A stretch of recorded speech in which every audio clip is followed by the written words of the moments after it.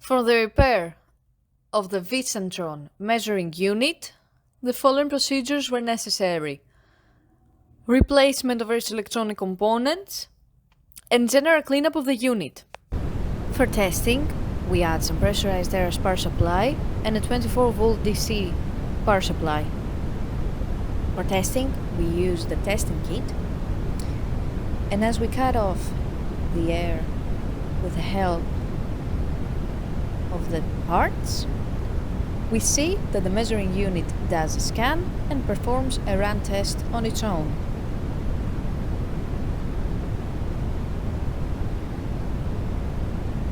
It is now clear that the Visatron measuring unit is working successfully and is ready to be delivered to the customer.